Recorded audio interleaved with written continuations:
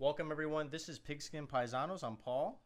G-Man. And we are going to talk about waiver wire pickups. It was an insane week one.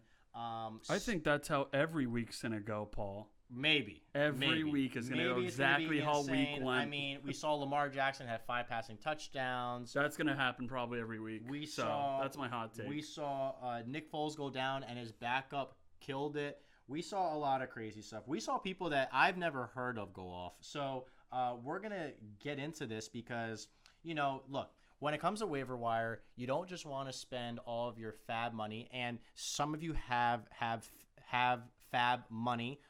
What is fab money, Paul? Why don't you explain that to people? It's kind of like imaginary free agency budget money. Yeah. So most of the time you have about $100, let's say, and that's for the whole season. So you don't want to blow all of your fab money on a guy that's a one-hit wonder. And so what we're here to tell you is guys that you should invest in where it's not just fool's gold. So hopefully we can kind of give you the scoop just based on context, based on all these things. Which guys should you maybe put more fab money in than others, and maybe some guys, take a flyer but don't invest too much in. This is only going to be for the positions of quarterback and running back for this video. So let's get into it.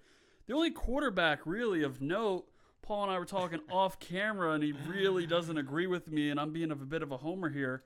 But that's going to be rookie quarterback Gardner Minshew II, the new Jacksonville Jaguars quarterback, owned in 1% of leagues when Nick Foles went down with that injury, which he will be out for estimated, I think, 12 weeks or so. I'm not 100% sure on that.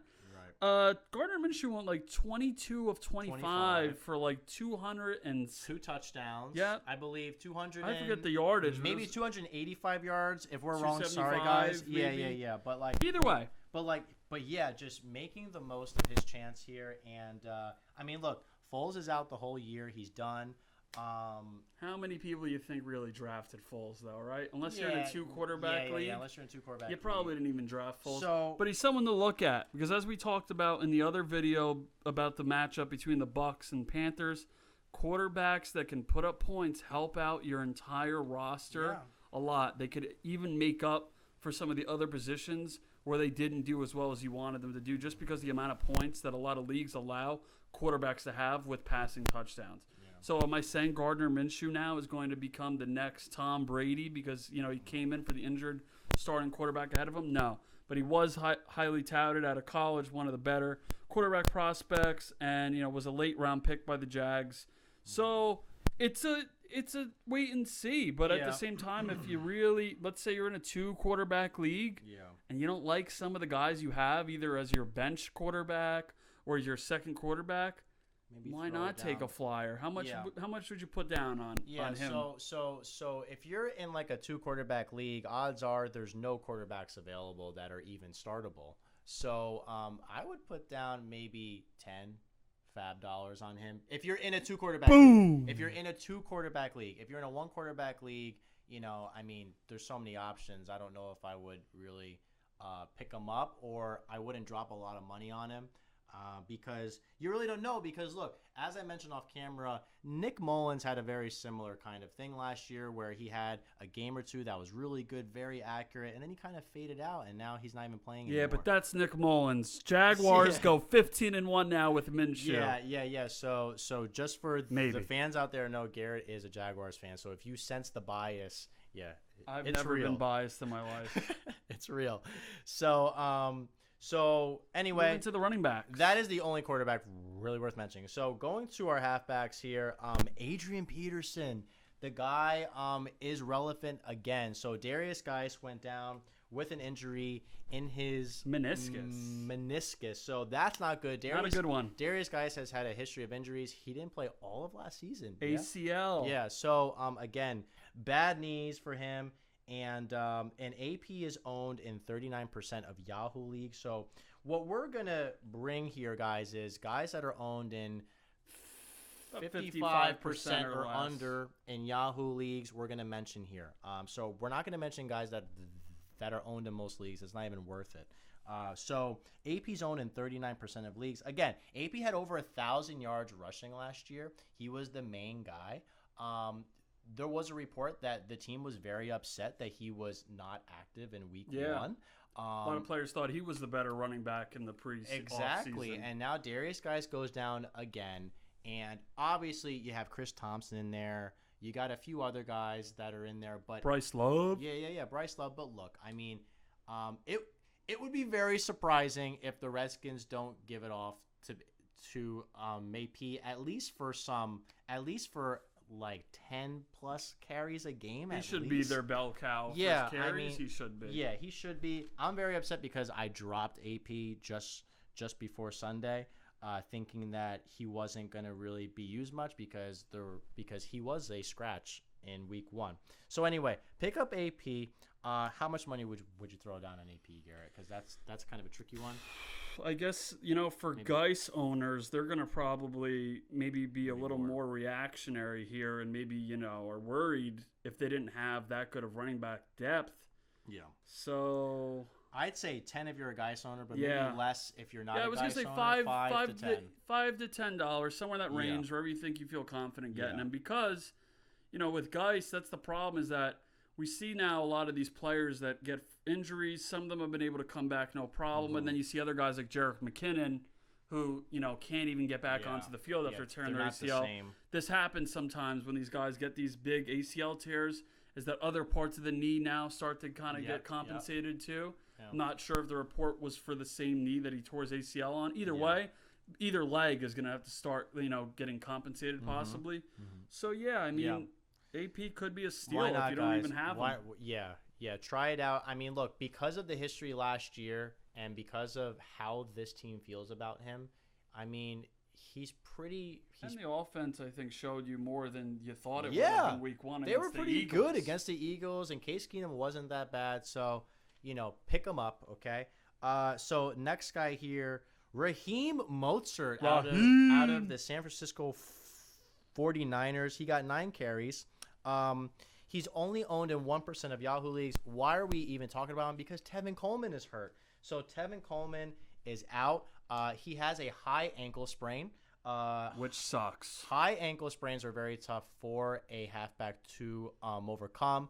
They usually last between 2 to 6 weeks time to recover. In theory, but it could be the whole season. It could be longer. So Tevin Coleman, is out for the future.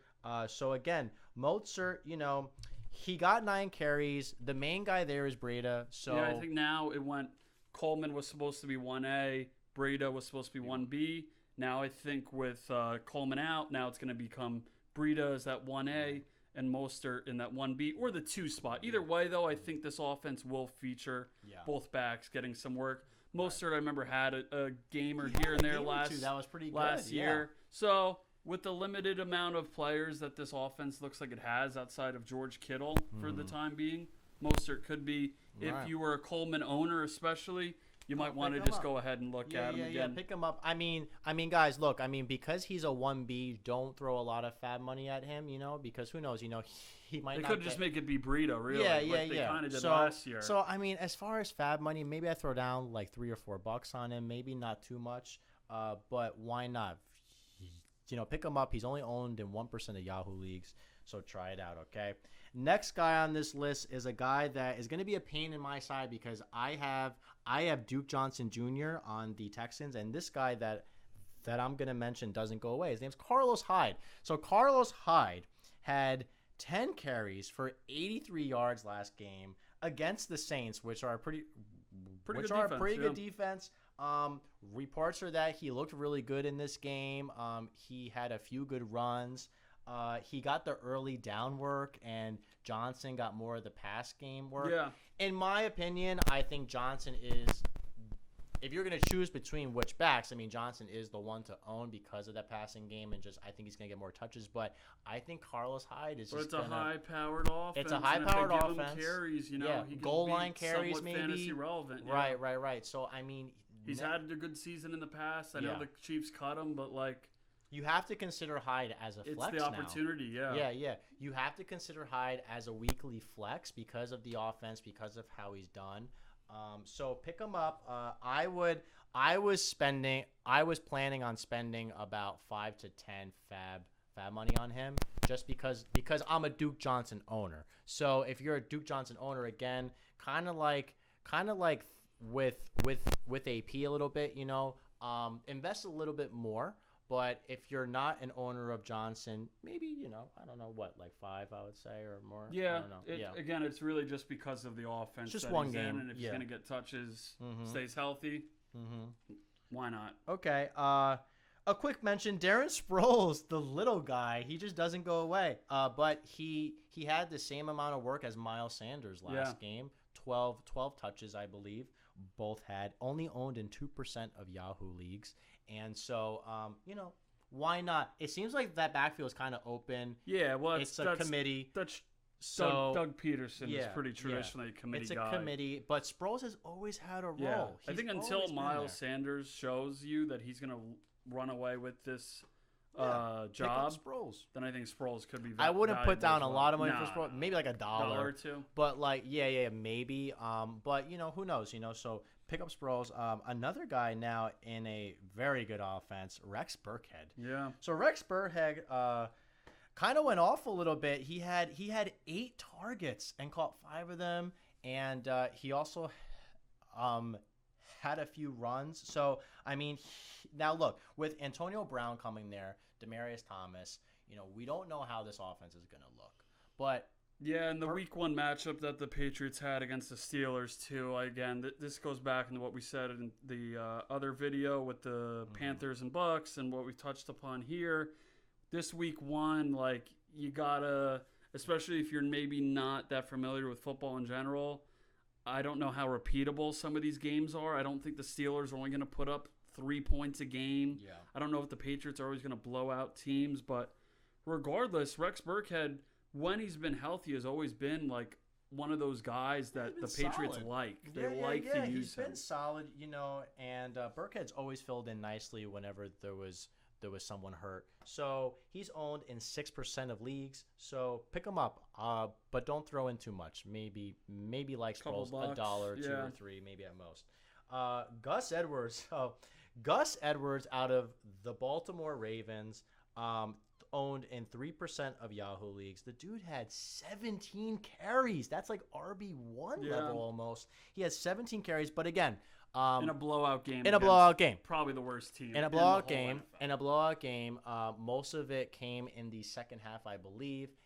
However, I think before the freaking second half started, the Ravens were already up 42-10. Right. So it's hard to really gauge if he's going to repeat that kind of production or that kind of volume. But again, you can't sleep on that. And he did have more carries than Mark Ingram, who is their RB1 starter. Yeah. So again, if any of you know the Ravens play calling, Harbaugh loves his halfbacks. He'll play all of them. He'll use all of them.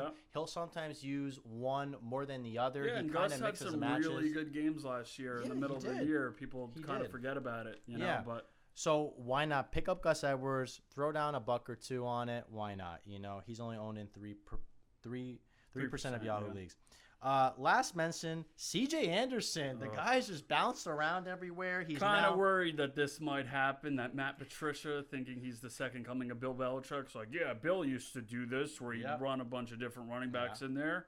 Carry on. Sorry, bud, but we're going to have to almost split your carries with that old fat guy CJ over here. So CJ Anderson is now on the Lions, and he's owned in 13% of Yahoo leagues. He got 11 carries last game. Didn't really do much with his carries. I think he had only 30-something yards.